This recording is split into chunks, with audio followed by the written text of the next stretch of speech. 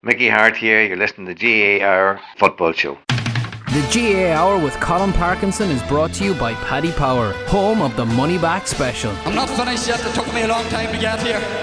Both players have spoken with each other and they regret what happened. They've had a frank discussion with each other, and they're both of them are keen to now focus on getting back their county jerseys. That these fellas will get such a shell shock next Saturday evening that we'll put them back in their asses for 10 years. So unfortunately, it's congratulations to Westmeath, Conán, here on the Monday morning. They won the game.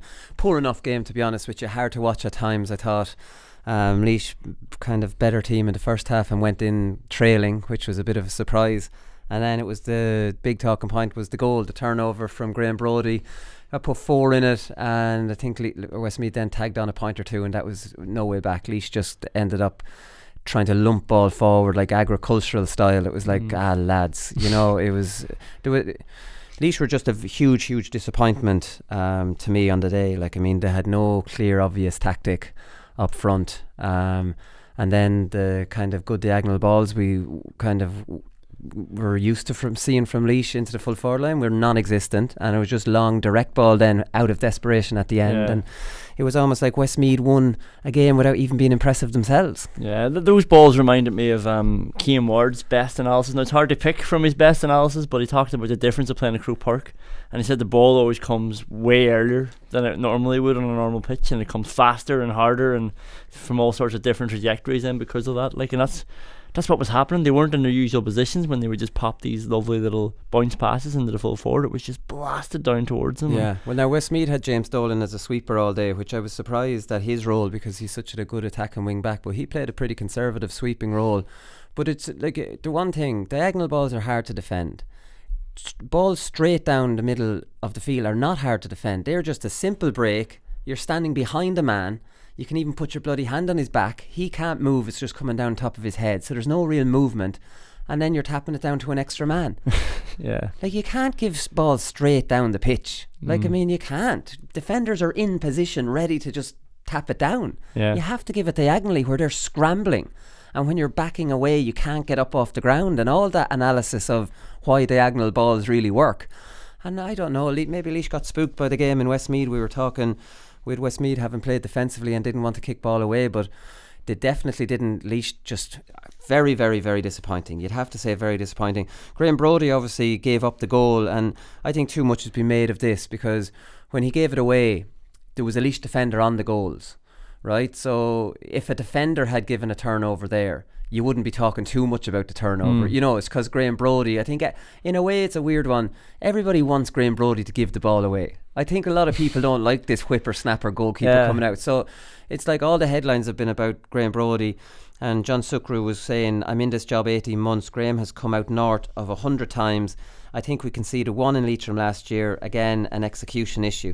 That's the second one today. So of the 100 patterns I've played he's been involved in, 2 goals is probably not a big return for the opposition.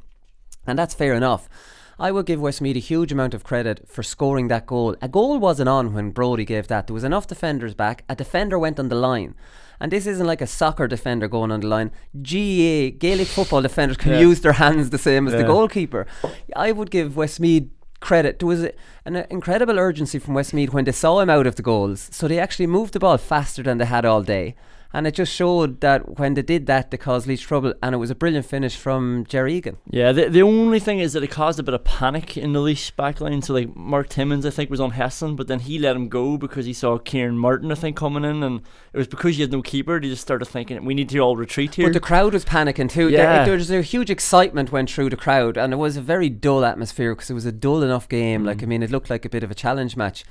But when Brody loses it, suddenly the whole thing comes alive, and maybe there was a bit of panic because Laois weren't badly caught out of position, I didn't think. But part of me, I do feel a bit of sympathy for Brody, and Sugar's right there, and also it's way more than 100. He does it 10 times a game for 18 months. Yeah. You're talking and 1,000. I think they criminally underuse him. There was one occasion in the second half where Brody was down on the 21 metre line on the Cusack stand side, and he was waving completely completely free.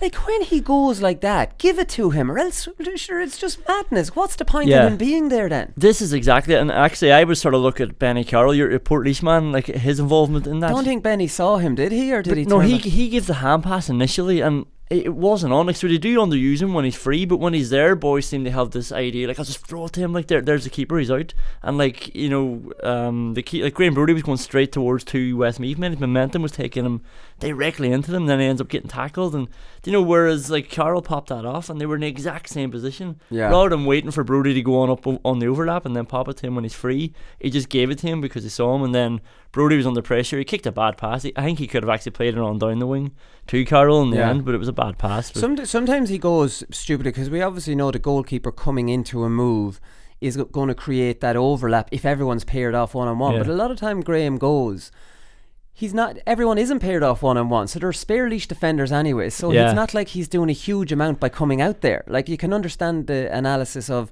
obviously, if every man is a man, the goalie's spare, he can cause havoc on an overlap. But it's not always those situations he decides to go. No, and there's a couple of times where he picks it and he's sort of just in front of two Laois boys behind him who are free. Who could have gone themselves anyways. And like, so one of those or two of those guys need to just be going beyond and making those aggressive runs, so you are causing panic in the opposition defence. And you know, he doesn't need to be played the ball all the time, but he can be used as a spare man. He is, in fairness to him, he's brilliant at breaking lines. Oh, he is. I mean, he's outstanding at getting through, and he very rarely gives it away. But when he goes like that, you should and he's completely free. You know, use him, give it to him. I take your point of just popping it to him for the sake of it, but like, I mean, I don't know. I just he should just keep doing what he's doing, and like, I mean, maybe go one or two times less, but make sure he's getting on it. You know what I mean? If you're going too many times, maybe, you know, it becomes a little bit pointless. Just the rest of the team need to think, like, you know, he's there, I don't just give him the ball and that's my job done. They just need to think he's there, now we've got a potential of overlapping somebody, or like, is there two of us now free to go at one Westmeath man? Like, this, the rest of the team, I think, need to start using him better, because he is worth the sort of value when he does come out. Yeah, no, I completely agree. What really disappointed me up front was Laois's movement in the full forward line, and in the first half they didn't give any good diagonal balls. Now Westmeath were getting a good few bodies back, not all inside their 45, but back into their own half. You know what I mean? They weren't making it too easy, very easy on Laois. But I see Laois getting towards the 45 in good kicking range. And you see the three fellas on the full forward line, Evan O'Carroll, Paul Catalan and Donny Kingston, inexplicably all running out towards the ball looking for a pass. So then the pass doesn't come and it's hand passed off, and suddenly all three find themselves out around the 45. And then you look up, someone else is on the ball, and he looks up and there's nobody left inside there. And like, I mean, because I've talked to people involved with Laois, and they do work on movement up front, but surely one of the most basic, obvious things in the full forward line is not all to make the same run. And they're all running out towards the ball. It was like looking at under 14s. So that was really disappointing. Either just it was a complete brain freeze from the Laois forwards, or how there's no communication amongst the three of them, that at all times Donny or Evan are on the edge of the square. At all times one of the two of them are there, you know, and that takes a little bit of communication and a little bit of talking amongst each other. And then obviously in the second half, when they were just lumping it in, sure, they're just standing there. You don't need movement for a lumped ball, you know. So I don't know, unless there was shadow boxing. I don't think there was shadow boxing from a Laois point of view. I would love to say there was, but it was a final in Croke Park, and I know Laois wanted to win it, so I'd be very surprised if they were looking 7 weeks ahead, saying we won't try what we will. I don't think that was the case. I think it was just a really, really disappointing flat performance by Laois. Like, even if they were shadow boxed, I don't think Evan O'Carroll wants balls where he got a man up his arse and he's just fighting for this high ball that's coming down on top. He was very poor. He was terrible, and he's nearly a one-trick pony trying to take his man on the whole time. Like, play your way into the game. Like, it's just obvious what he's trying to do all the time. And he frees, you know, that, like, so that's one, I think, consolation for Laois. He's probably not going to have as bad a game for the rest of the year. His frees were terrible too. Like, at least they made their attacking zone smaller by doing that, so the three full forwards all came out. They're not going to score from 50 yards out, so you had all this bunch of players between the 21 and the 45, and it made it much easier for Westmeath to defend. You have to say it was good defending. They had a lot of bodies back and they were getting side to side and keeping them out, but like, it was made far easier because at least we're all bounced in this area. And then the most frustrating thing, like, it was actually going on for over a minute sometimes, Laois keeping the ball and trying to get it into his own. Yeah. And then somebody would just have a wild shot after all this patience and like, just no composure. I think Gareth Dillon hit one, like, the sort of defender. O'Flynn hit two. I think Dillon hit two in that first half. Big ones. Now he plays wing forward for Laois. He can shoot. Flynn hit 3 wides. He probably had a disappointing game now. In fairness, he's only in the leave insert, so and they put Kevin Martin out on him, which probably was a smart move on their point of view, because Kevin Martin isn't the relation of a wing forward, but maybe he was in. They saw that there's a young lad there and decided to get on a lot of ball. Got on a lot of ball, but Kevin Martin's weird. He just trots around like he's not even trying. This fella, like, honestly, I couldn't believe it. Like, he just walks around disinterested, and then he might come alive a little bit, but I think the way the game is gone, you can actually just trot around and you'll always get on a few hand passes. Yeah. And then if you've got a bit of quality, which he has a lot of quality, he's actually able to do things. And it's like he earned no real ball that he got. Yeah, no, I do like him. Weird. I like him full forward more because he's able to burst into life whenever he has to. Like, I think the only place you can play him now is in the full forward line. I don't think in fact, for 7 weeks' time, if he was a wing forward, and Laois weren't making the most of his lack of work rate, I would be very, very disappointed. And young Flynn, in fairness, wouldn't be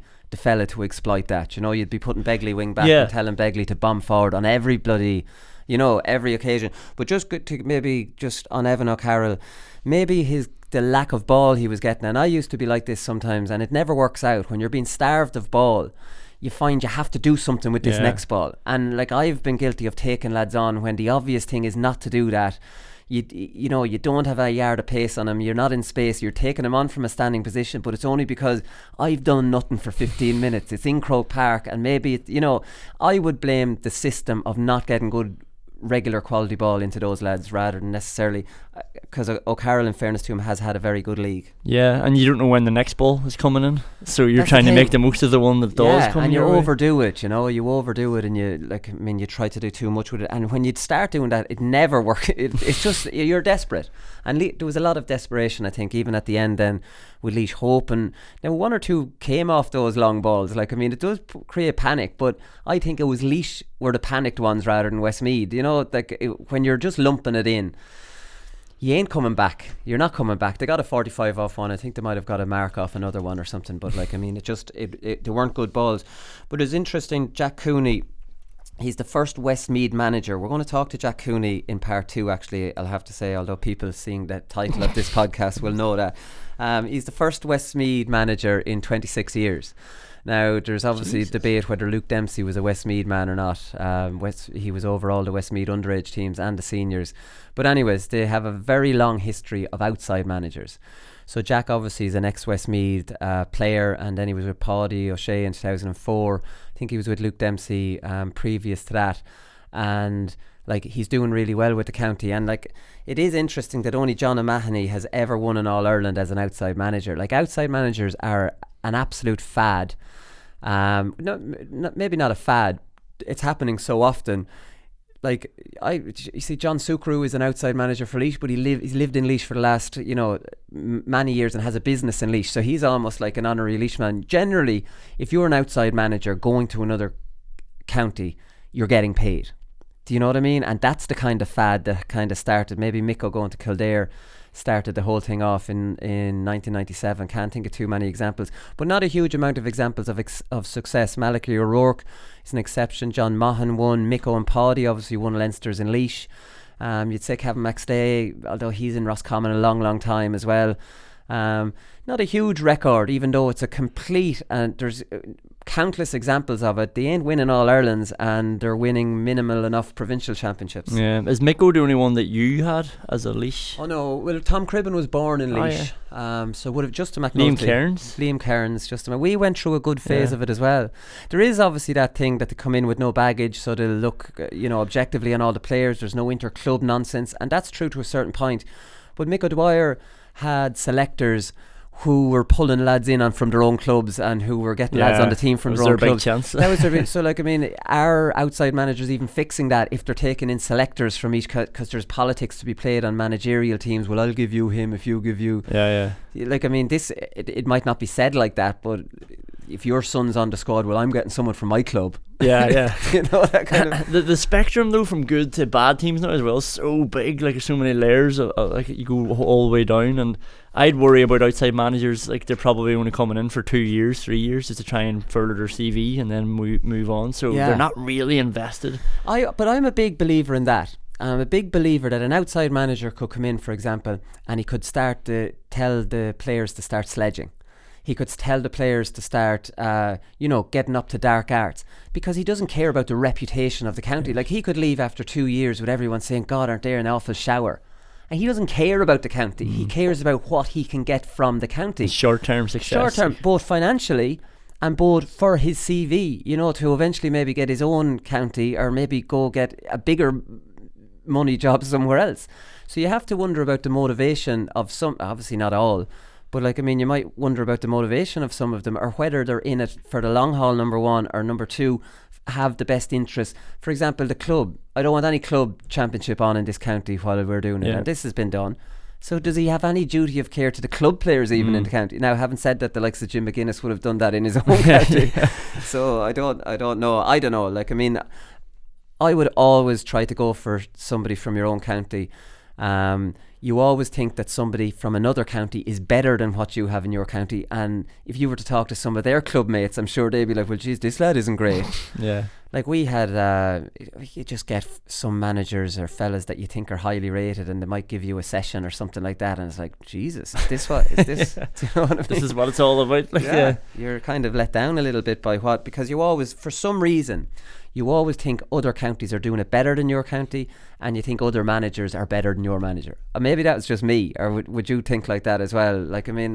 Always in my head, other people were doing it better than we were. No, you definitely, again, that example you gave is bang on. I remember we got a club manager in before, and I thought, brilliant, like this guy must know his stuff. This guy had a lot of from a different county and had a lot of sort of underage sort of experience with the county team, and then talking to boys in the club, like, boy's a clown.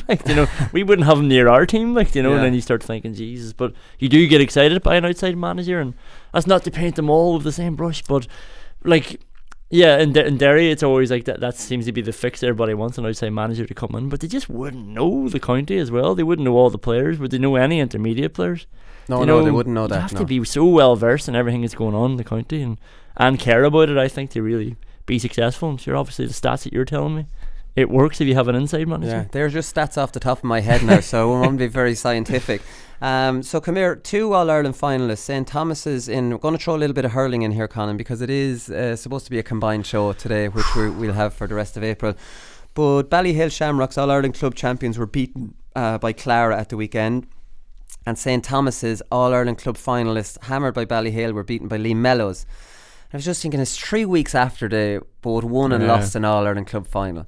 Like, if that isn't something, I think their county boards have done them a complete disservice, and you should be proud of your club champions or your All-Ireland finalists, and even give them a week's grace or give them another week. I don't know mentally how these teams, Ballyhale deservedly would have celebrated their win, to be back on the road 3 weeks later and both of them losing. And Dr. Croke's just scraped over the line against Legion. That would be a local derby. It was 114-16. So they were back in. Like, they did very well after their humiliation by Corofin to come back and win a local derby down in Kerry. But there's club championship on all over the place.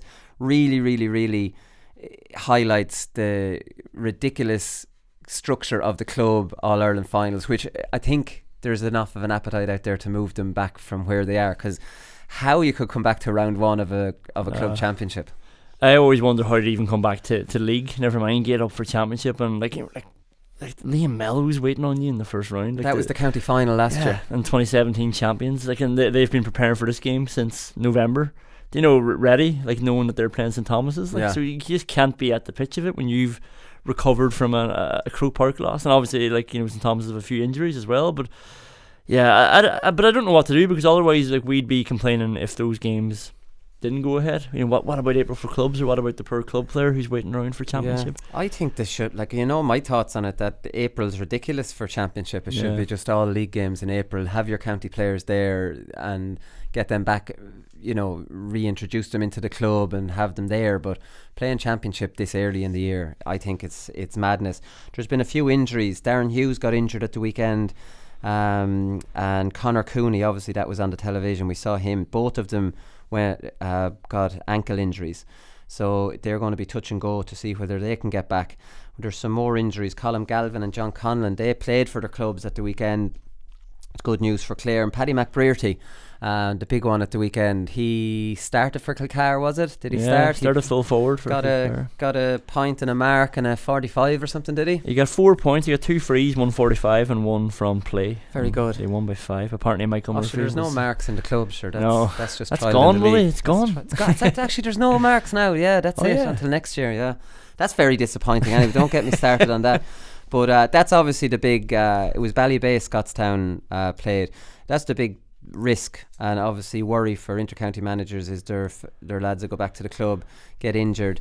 They don't, for example, say you get an injury in your ankle and you get it strapped up and play.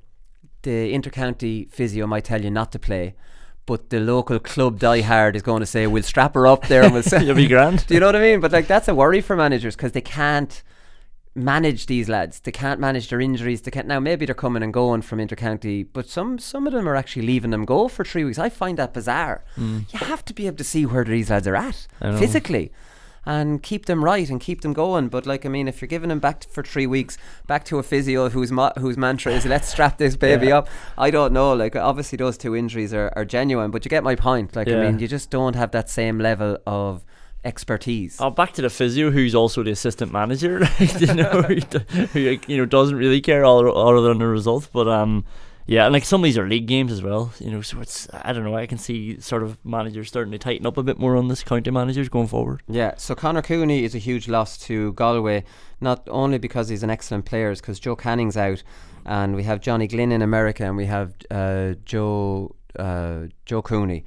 He is in Australia, so arguably Galway could be down 4 of their All-Ireland winning starting forward line for the first round of the championship, and they're favourites for the All-Ireland. I can't see how they're favourites for the All-Ireland given their injury list.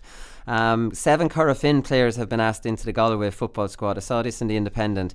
No Martin Farragher, which I'm absolutely amazed about. Martin Farragher was doing some media before the All-Ireland Club final and he was like, I'd love to get back in with Galway at some stage, and which makes me think Martin Farragher was available for selection. He's been outstanding in All-Ireland finals. I don't know what more you need to do to get called onto a squad. So his brother Michael is called in, Dylan Wall, Jason Leonard, and then Kieran Malloy, Ian Burke, Liam Silk. Am I missing anybody there? Bernard Power, he's in the goals.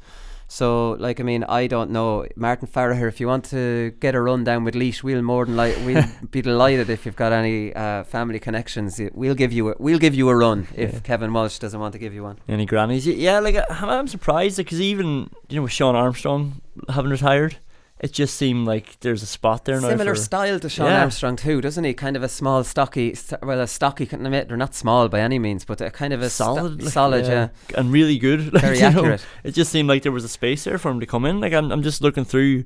You might be able to tell me if I'm missing any, but if Ian Burke, Comer, Daly, Barry McHugh, and your man O'Lee. I thought Martin Farragher would be worth. Danny Cummins. There's an all. He's back in. There's 6. Yeah. Maybe he thinks he has enough. Yeah, maybe he does now. I still think Farragher would have given him a good option as well, but I don't know. Yeah, they're not short anyway. No. So Rory O'Connor was doing media last week. I didn't have time. I didn't see this actually, but he's talking about, which is very, very surprising for a young player to have a strong opinion like this. He's talking about pay for play not being far away. So immediately I thought, geez, that's interesting that Rory would actually say something like that. And he says, I'd say when I'm retiring, there'll be lads starting off and they'll be on a wage. That's the way I think it's going anyway. So immediately, interesting enough, good man Rory. I think it will. It can't go any further. The levels of professionalism. If it goes any further, lads will nearly have to stop working. You'll be nearly catching up with college work at all hours of the night at the moment. I don't know how other lads are doing it. I know one lad on the team who's doing his chartered exams. He's working at the moment and studying at weekends. I don't know how he's doing it. So the reason I thought this was interesting is because it's easy for me to start whinging about the commitment that's there now, because I came through an amateur kind of era where you'd train Tuesday and Thursday and have a match the weekend. All enjoyable stuff, no huge drain on your time, just more playing for enjoyment and taking it seriously, but not your whole life isn't dominated by it. And then through the course of it, as I finished up, it was a huge time commitment, and that was 2011. So I'd say it's even way further than what I would have experienced now. But Rory wouldn't know any different. So he's not coming from that amateur era. He's only known this commitment. You know what I mean? So you don't often hear these young fellas complaining about this. And I'm often wondering, why don't they complain about it? And then it's just because they obviously don't know any better. Yeah. But Rory is saying, I don't see how a wage is going to change, how it's going to change it. Like, I mean, I've constantly said this, that everybody complains about professionalism in the context of money, but nobody cares about professionalism in the context of the time the players are putting in. Supporters actually demand that professionalism. And the minute money's mentioned, that side of the professionalism, absolutely not. You know what I mean? So I thought it was good for him to point that out. Well, the game demands that professionalism as well, and you know the next person's doing all that gym work and all that extra practice and all the shooting and whatever else. And yeah, like a wage wouldn't help. Like, you get a couple £100, but then if you're off the panel next year, sure, what use is that? You still need to get your career, and you still need to think beyond being 30. Yeah, unless there's some sort of thank you, like, you know. The wage will turn people off. I've always said that at the end of the year, like the GPA grants, players should be getting a percentage of the gate receipts. I think that would be a nice thank you for that 30 hours you've given for the enjoyment of the whole country during the summer. Yeah, no, and you've sold out Croke Park, you've filled it up, you've given endless entertainment and enjoyment for everybody, and here is enough to you to bring the family away on a holiday. Yeah. I would think that would be kind of the way it would go. And I wouldn't disagree with that. It wouldn't solve the problem of the guy who's doing the chartered exams and studying the weekend. It fixes none of that. But there's no fix for that. You can't go backwards in time. Like the level of commitment that they're putting into it, there's no going back from that now, unfortunately. No. Like, that's it. And I think players want that anyways. I do think you're losing a certain type of player that can't give that, and that's unfortunate. So, like, I mean, you could lose a really skillful player that might be a little bit lazy, for example. It's a pity that you would lose, that you're setting the bar so high that only people with an incredible capacity for commitment can reach that, and everybody else is just going to have to play club. So I think you're losing out on an awful lot of inter-county level players that just can't give up that much time. But even around, say, the early 90s or like late 90s when you won the minor All-Irelands, like, surely you were doing a bit more than the two training sessions. Like, no. Are you being serious though? Like, no, you wouldn't. I remember Tom Cribben, when was that? 1999. He took Laois over and he did weights out in the heat. Now you do a road run. It might be a 5 mile road run, and then you come back to the heat GA club, and we'd be doing weights. Now, it wasn't very scientific weights, and we'd do that for maybe 2 months in the winter, then they're done. Yeah. So it was complete waste of time, and that was just the science back then. We didn't know any better. You thought you were doing. I remember doing weights with Jim McGuinness in Tralee in 1998. So he was doing weights again, not maintaining them, so they're a waste of time. So yeah, so when the league would start or would be on, then you'd be back to your Tuesday and Thursday night and the match at the weekends, and those weight sessions were incorporated into that physical road running session, so you're still only on your Tuesday and Thursday night, you know. So it was like that. And sure, Mick O'Dwyer, right up until 2005 we were Tuesday Thursday.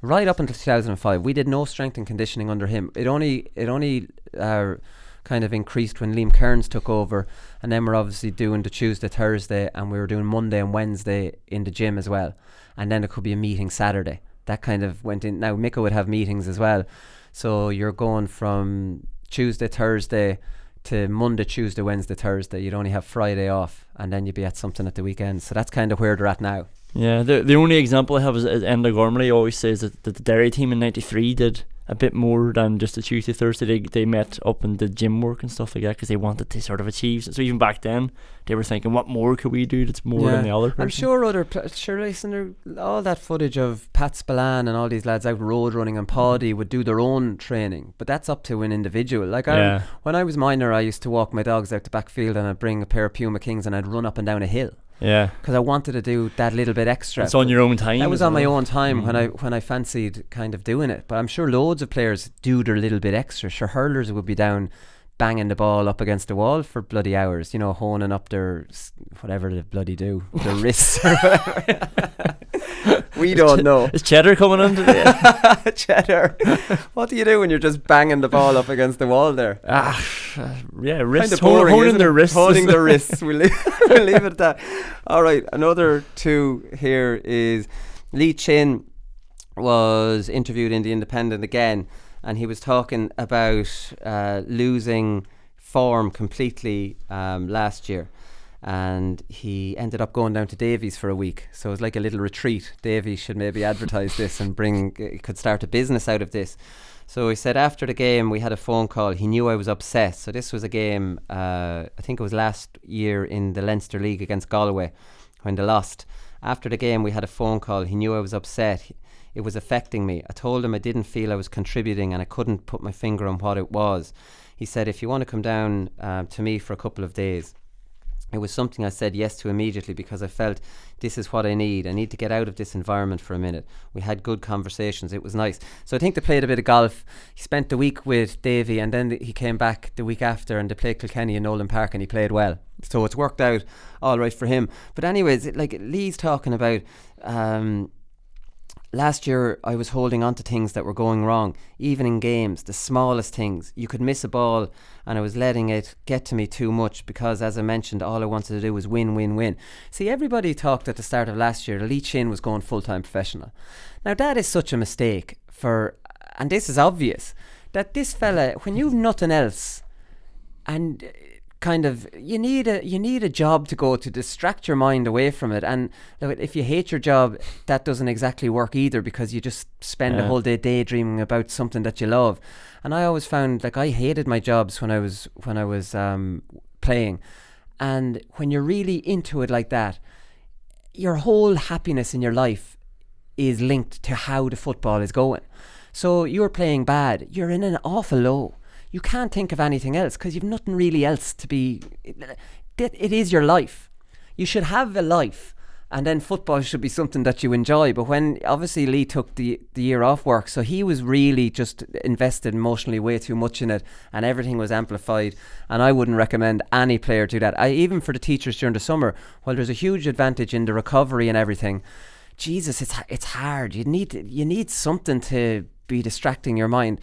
You need colleagues that are teachers and meet up to do stuff, because trying to play at that level and then have nothing really else to be taking your mind off it, it becomes your life, and then obviously the mistakes and the bad games become amplified. Yeah, he was talking about sort of being misrepresented, and that he was doing things last year. He said, in the piece, he said he was helping out in his parents' restaurant the whole time.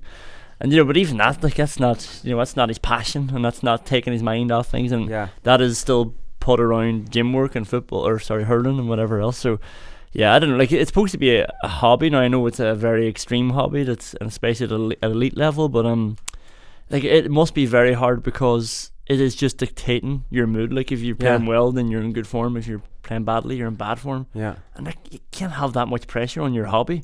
Do you know what I mean? It's supposed to be something that you get away from work then and go out and enjoy it or whatever. Yeah. But when it's like that, it's like if he's thinking all week then about a game. I think that's what Stephen Hunt, remember he got this huge backlash with the piece he did, saying that it's actually difficult to be sitting around all day as a professional athlete, and that he's not sure GA players would be able for it. And then you have the Dick Clerkins and all jumping on this going, and you know how sensitive everyone in the GA is to any criticism. Well, our lads do it for free. But I took his point completely.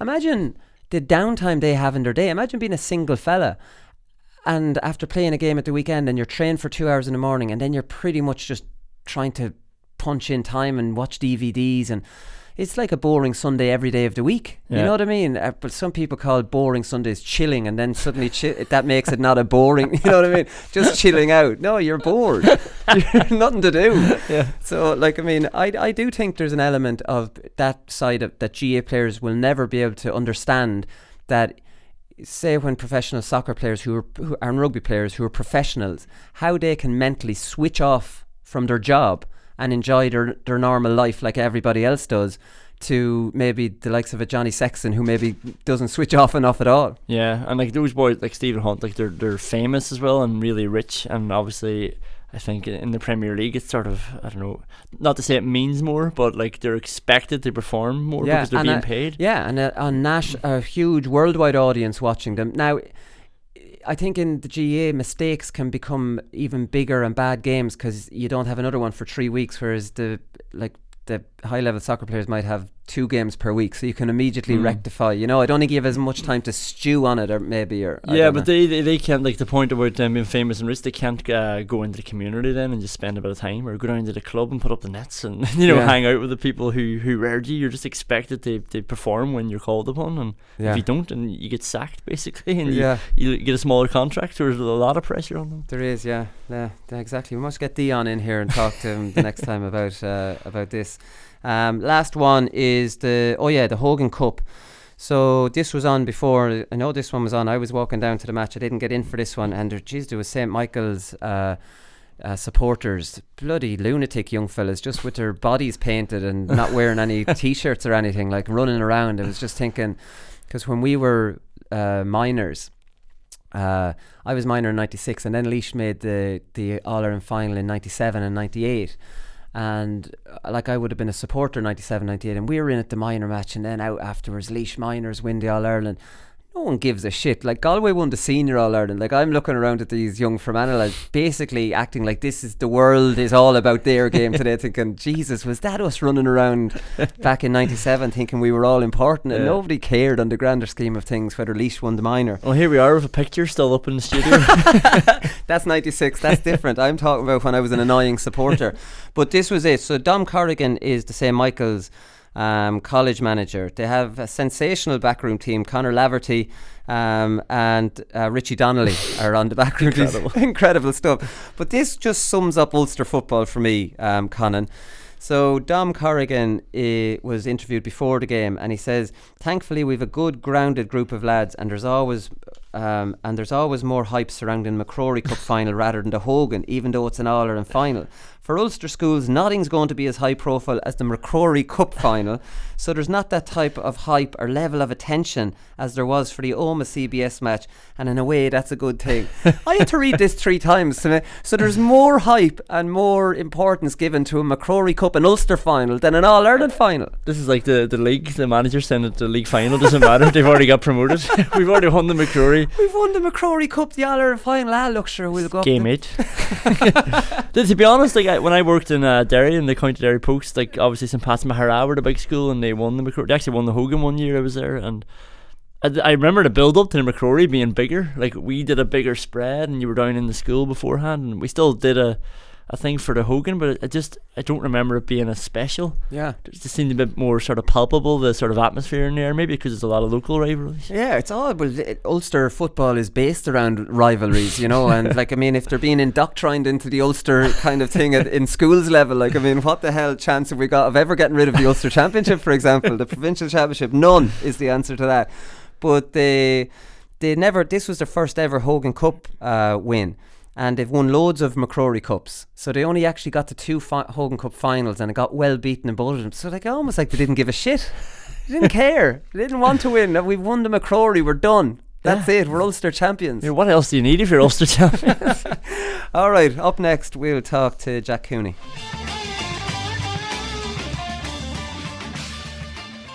Alright, so since taking over Westmeath, Jack Cooney has won the O'Byrne Cup, won promotion to Division 2, and now has won the Division 3 league title. You couldn't have asked for a better start than that, Jack. Yeah, delighted with the start. Good time to retire. So, delighted with the start, and sets us up nicely now after the league, and delighted with promotion. And didn't start out the year, to be honest, with any huge ambition of winning the O'Byrne Cup. We just took every game as it came, and just brought that form into the league. So we're delighted with promotion, and then winning the Division 3 title there during the week. Right, and so like, I mean, when you started out the year and you say you're taking each game, like would you not have done like goals for the whole year as a squad, or is that just an old-fashioned thing that I remember doing with teams I was on? I think it takes many different forms. We try to have a consistent level of standards if we can, and bring that and build on that maybe on a weekly basis and so on, rather than targeting any specific goals. Do you know what I mean? We try to have it consistent all the time. Right, okay. And like, I mean, it all changed in a week, because the week previous you weren't even sure if you were going up to Division 2. Then you came through a really sticky one in Drogheda, and then only had a week to prepare for a final. So like, I mean, when the aim was maybe promotion being more important than the actual final, was it difficult to maybe get them refocused then for the final? Not really. You know, there's no doubt we were very relieved to get the draw and get the points we needed up in Drogheda. And then it's just you just organise training for Tuesday, and you just refocus then for the final on the following Saturday. So we kind of made our minds up, you know, that we wanted to go after the game on Saturday and win it. Now that we got to the Division 3 final, not to leave it behind us, and put in a good performance in Croke Park. So the lads were very anxious to do that. Right, it was a weird game, wasn't it? I was there was no real huge atmosphere. It almost didn't have a final feel about it. I don't know how you felt about it.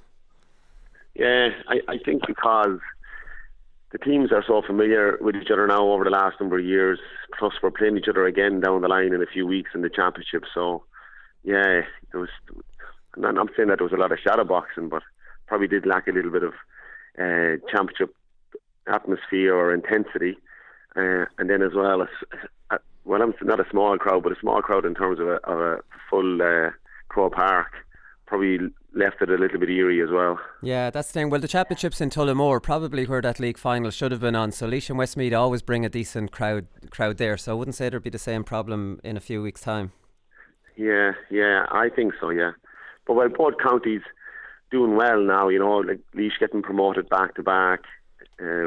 Westmeath getting up into Division 2, so both teams are bringing a bit of momentum into that championship game, so I'd say there'll be good interest from both counties. Yeah, definitely. The goal was the big turning point in the game. It was nip and tuck until then, and then when you got the goal you went 4 up and then got 2 more, and it was hard to see any way back for Laois really after that then.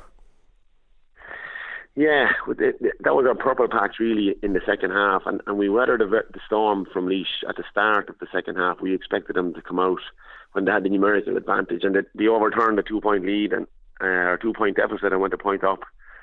And we were just happy not to concede too much more, and we managed to get a point or two, I think, on the board after their initial start of the second half, and that just gave us a little bit of something to go after then for the remainder of the game. So, and again, we finished the game strong. We've been finishing games pretty strong over the course of the league, which is good, which is a very pleasing part of it. Yeah. Would you have prepared much for Brody? A lot of people are talking about his turnover, but like, I mean, when he gave the ball away there was no goal on at that time. You know, Laois had a defender on the line, and maybe too much has been made out of this turnover. Like, it was just a brilliant goal that probably would have been a goal had Brody been back there. I totally agree with you. It's probably just because Graham got overturned, but there was still, I think that was about 45-50 metres out from the goals. Yeah. There was a lot of work for Westmeath to get the ball into the back of the net, because by no means was the goals empty. And Laois had loads of opportunity to defend it as well. But yeah. I agree with you, it was a very good opportunistic goal from our lads. You know, they saw that there was space, they attacked it, and Ger, I thought, took the goal very well. I think that's the thing, though, because if a defender had turned that ball over, you mightn't have moved it forward that fast. There was almost an element of panic about not panic, but urgency about the Westmeath attack, where it was moved really fast through the foot, and they were almost thinking, goal must be on, Brody's out. Yeah, probably. And there was probably a sense from the crowd as well. There was probably a little bit of anticipation from the crowd as well when he got turned over, because when he comes out like that, or any goalkeeper when they come out, they do add a little bit of excitement to the crowd, because the crowd almost want to see him to be turned over as well at the same time. They do. And would you have talked much about his forays out of the goal? Like, he is so good on the ball, it's not easy to turn him over. Oh, he's excellent. He's an excellent outfield player as well, and very smart, very intelligent on the ball. But he brings an awful lot more. When he's out the field, he brings an awful lot more than that one occasion where he got turned over against us now. So we would have talked about it in terms of that he's picked up and that he's tracked, and not that he can't be left free running down the pitch, because that we just communicate that through the field, and that somebody takes responsibility for him. so that he can't get in behind us and be a huge threat. Yeah, exactly. Did you played James Dolan as a full-time sweeper? Has that been his role all year? I haven't seen Westmeath too much this year. Has that been his role all year, or was this just for that game? Obviously worried about O'Carroll and Donie Kingston. Yeah, no, we've played him as a sweeper for a lot of games. There's obviously some teams that you play, the likes of Carlow and Down, who are more defensively set up, so you don't particularly need a sweeper because you have so many men sitting back.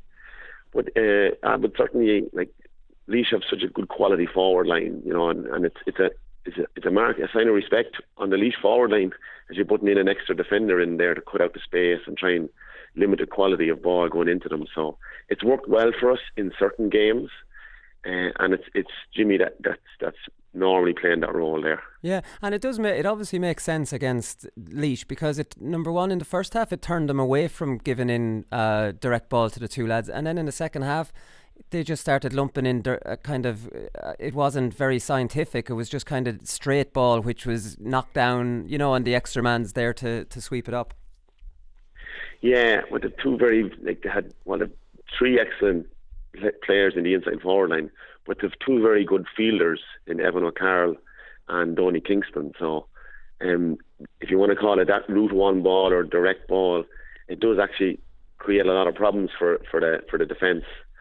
And I think Donie caught a couple of marks as well during the game, and I think throughout the course of the league they've actually got good joy. They've got a lot of joy from direct ball into the forward line, both from Evan and Donie. So it's something that's worked well for Laois. Yeah, were you surprised they didn't use it that much until it was desperation stakes towards the end? I kind of was. Yeah, probably it's an interesting point that I always look at it, because when a team reverts to that, as you say, it's probably desperation more than anything else. And you're in the dying minutes of a game. Probably the best time to start it is nearly at the start. Yeah. when you're starting into the game and see what you can actually get off it. Maybe go back to your Donaghy or Star Donaghy type ball that was going in there. The type of ball that Kerry were delivering a number of years ago. But it is, and it's effective. But generally now the way teams are coached is to deliver the ball into space, to running forwards and so on. Yeah, no, exactly. Or give it in diagonally. That's why it was kind of the straight balls were easier for your lads to kind of defend against. So you're the first Westmeath manager in 26 years. I was surprised by that stat. I was kind of thinking Luke Dempsey was Westmeath. He's not really. So he lives in Westmeath, so he was over all their underage teams. But it's 26 years. That's such a long time, Jack. I know you went for the job a couple of times and didn't get it. But you were selector under Paddy O'Shea in 2004. I don't want to talk too much more about that year. And I'm sure you thought you would have got the job, being so young in 2004 and ready to take the next step up. I agree with you there as regards Luke. I'd consider Luke a Westmeath man as well. So it's by default, I guess. You're saying it's whatever it is. Back in 92 was the last 91, 92 was the last Westmeath manager. I got good advice off a friend a number of years ago. He said, make sure you get all the experience you can before you take the job or take the top job, whatever, because you can't go back for it. And I thought it was very, very good advice. I was in no rush to take the Westmeath job. I'm delighted that I have it, but I made sure that all the years that I wasn't managing or coaching Westmeath, that I was getting good experience. And I'm delighted that I got that experience because you definitely need it when you take over a county. Yeah, so some of the experience, obviously Paddy was good experience, but he would have been from the Mick O'Dwyer school, where the game has changed so much, in fairness, since 2004. But you would have got great experience then with Rory Gallagher, I'm sure, up in Donegal. You were selected for him for 2 years. Yeah, Paddy was brilliant, great man, and Tomas was with him as well back in those days. Paddy was a great motivator, and learned so much from being around Paddy. Was with him for 2 years. Previously with Luke Dempsey for 3 years, part of his management team as well. And then when I was with Donegal, with Rory and the lads up in Donegal, tactically then just my eyes were kind of opened up and learned an awful lot tactically about the game in Donegal, which was great benefit to me. So would that be on from a defensive point of view, tactically? Obviously, with Rory, we all know the way he likes to set teams up. Yeah. Defensively, tactically, in terms of setting up against opposition teams, how to expose weaknesses in the opposition team, but definitely thinking of the game more of a zonal type of 15-man game rather than individual battles all over the pitch, if that makes sense. Yeah, no, I suppose, and that's kind of where the game maybe was starting to change from 2004. I see that game from whenever the Paddy documentary was on, and I was just looking at it and I was thinking, geez, the marking was so loose back in 2004. It was like, it was weird even seeing it. We've moved on so far from then. It was just so easy to get scores, it seemed. Yeah, there's a lot of space in back lines back then, and there's probably much more emphasis on retaining possession and keeping possession nowadays, rather than just letting the ball off into the forward line and so on. I suppose the level of sports science or coaching, the amount of coaching input now, the whole has changed immensely over the last number of years. I think you even look at intercounty setups now, there's a massive emphasis on coaching, and it's not just a county manager or a club team manager just doing everything. There's a whole load of expertise involved as well. Yeah, no, that's it. And sure, on your backroom team, you brought in Pascal Kellehan, who's highly rated. Did you rob him from Tipperary, or had he left the Tipperary setup? Because you worked with him in Road, obviously. Yeah, 3 years there with Pascal in Road. Yeah, and we've similar outlook on the game. And he got a year under his belt in Tipperary with Lean Kearns last year, and he became available, and I was the first man to ring him. I was on the phone to him pretty quickly as soon as he became available, because we worked very well, and this is probably our fourth year nearly working together now, which is good. Yeah, because he's highly rated. He was one with Munster Evan, and then he's one with Road, and then he's been with Tipperary. Like, do you devise the game plan together, or does he do the coaching, or do you stand back? Because I know from talking to managers these days that you almost can't get distracted by the coaching side of it. You have to keep an eye on all the different coaches and almost manage them. Yeah. There's different styles. I'm kind of hands-on myself, but myself and Pascal would share a lot of it on the pitch. And then we have Cathal Mullen, ex-goalkeeper. He's part of the management team as well. He played in goals for Westmeath for years, so he's on board as a goalkeeping coach. And then we've Declan Gorman as well. Declan does a lot of the organising and administration and planning. It's a very, very important role. And then we have S&C coach Joe Nangle there from Wolfhound Fitness in Mullingar. Himself and Katie, they look after the nutrition part of it and all the S&C and the fitness. So we have Thomas Mount then, performance analyst, which is another key part of it, and then you've kitmen. So it's a small enough management group, but everybody's busy and everybody has a job to do, which is good. So everybody feels part of it and participating in the workload and everything, Yeah, so it is a big commitment, and there's nearly not enough hours in the week, I'm sure, to be keeping on top of all it. Because then obviously there's the preparation and getting footage from the other teams and different managers trying to wheel and deal amongst each other and get videos of the opposition. Yeah, the league is very, very enjoyable. It's been very enjoyable for us, obviously, because we got promoted and we got a nice run of games. But it's very intense in that the games are rolling over very quick, and it's preview, review, and so on and so forth.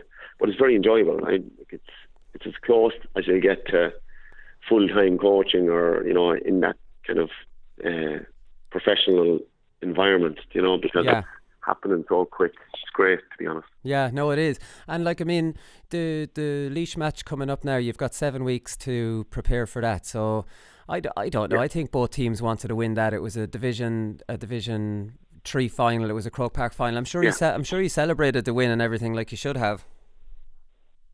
Yeah, well, for us, it was a really, really good bookend to the league, and certainly it's the end of that competition.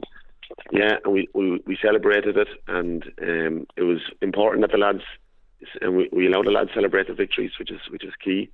And now minds and our focus is now going to shift towards the championship. We'll give the lads a few days off this week, and we'll give them a break then in the middle of April, and then we'll get straight down into championship preparations then. That's the thing. Are you playing championship in Westmeath, or are you just playing league games? So just league games, yeah. So all the lads will go back to the clubs now and play whatever games are lined up for the clubs. The championship doesn't start in Westmeath until July, mid or late July. So okay. Yeah, that's what it is. Right, okay. Well, listen, I'll let you go here. I've taken up enough of your time. I'm not going to wish you best of luck in the championship because we're tired of losing. We're tired of losing to Westmeath at this stage. But we'd like one more. We'd like one more now. That'd be nice. Fair play, Jack. Thanks very much for taking the call.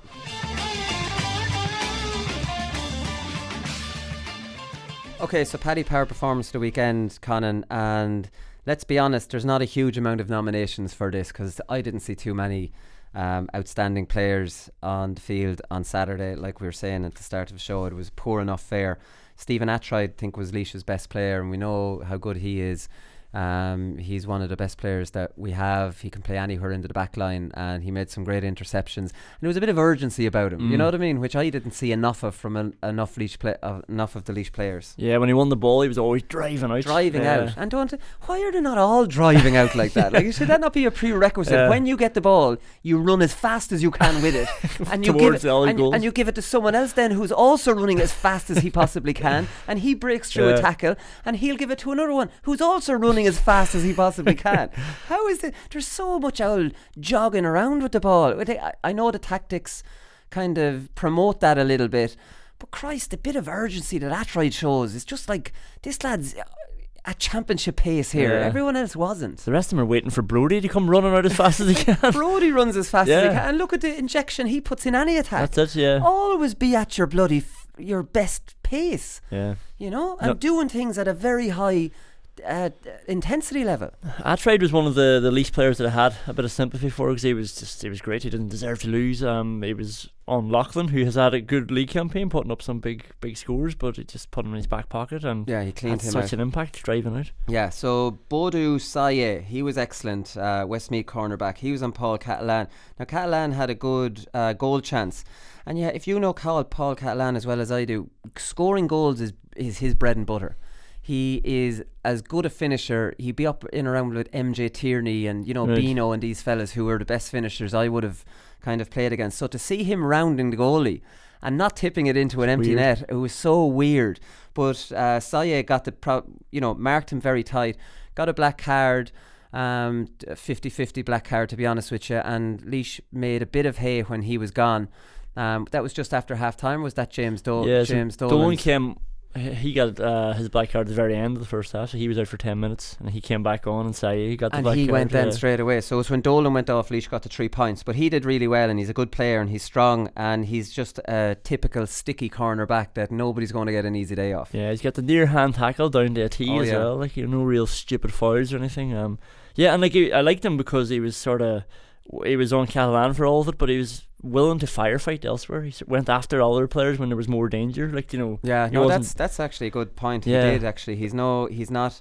I've marked fellas who are man markers and have no interest in the play. He's selfless in that he's also trying to help out. He's not just, because the easiest thing for a man marker to do is, lads, you're on your own. I'm taking this lad. He's scoreless. I play well. Yeah, that's it. And they don't care what's happening the rest of the game. I got my man, so you sorted out. Whereas this guy was actually just going wherever he was needed. Yeah, I think Ronan O'Toole played well. He scored 2 fairly spectacular points. One anyways that was right in front of me.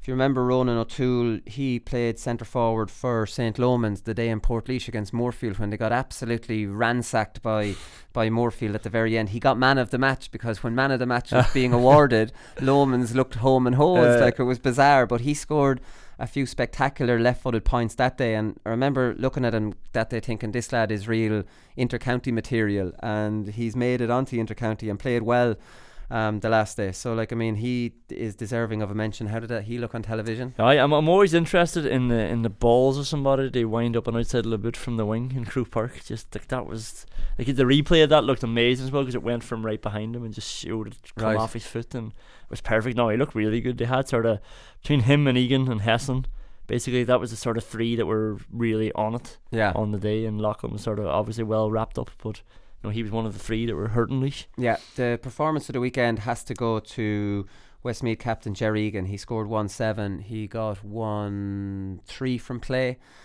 His goal was of very top quality. He's very good. He's very accurate player. He's obviously on the freeze ahead of Hesklin, which is fair enough because John didn't commit to the panel straight away. He's very accurate off freeze. He's very good from his bad side. He's well able to score, whipping them back across his body. But in general, he's just a stocky, top quality player. But he has been for a good few years. I think he's played some games at midfield. He's a real all-rounder, and he's probably found a home for himself. He's kind of wing forward for them a little bit. But he's a real leader now, and he's stood up to kind of, be the main man and take over that mantle. And Heslin's just chipping in kind of as another forward. Yeah, I didn't realise how mobile Egan was. I thought he was just accurate and really strong, but he took Dylan for a couple of real runs there. One he hand passed over the bar, probably could have got a goal out of, but he just created that from the 45, and just a bit of skill and pace, and just sort of always knowing what's around him. He seemed to be able to hurt them from whatever he wanted to do. Yeah, no, he definitely could. And in fairness to Westmeath, when you've got Egan, when you've got O'Toole, when you've got Heslin, when you've got then Martin, and although I have to say about Martin, now I'm a fan of Martin's, but I think Martin as a wing forward, he played wing forward against Laois and Tullamore. There is a huge opportunity because of his laziness or Ger Egan's not the captain. Is Kevin Martin's the captain, is he?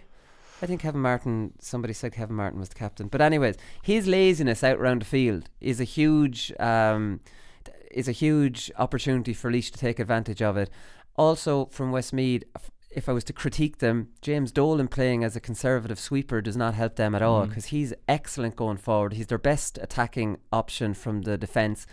And he didn't look like he had a huge amount of licence to go forward, because he didn't really attack or hurt Laois at all. And if you're a Laois supporter and you're saying James Dolan's going to sit in front of the thing, you'd be like, Jesus, that's fantastic. That's great news. Yeah, because he's one of the players that you would, if you were Laois, you'd be setting up to try and contain. Yeah. Because you're worried about what James Dolan can do to you. It does seem a bit of a waste, to be honest. But maybe when he went off, and I think Laois got 5 points overall in that period when he was off.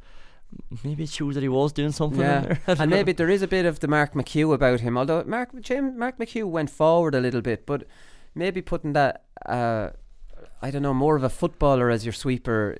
He obviously was part of the Donegal backroom team, although maybe Mark McHugh was gone out of that role. He was by 2015. Mark McHugh had lost it at that stage as the sweeper, because they just stopped kicking it to him. The game had lost it. The game had completely lost it. So that's it. Ger Egan, I think, is well deserving of his performance of the weekend, so congratulations to him. Right, listen, that's all we've time for. We'll be back on Thursday with another show, so we'll talk to you then. Good luck.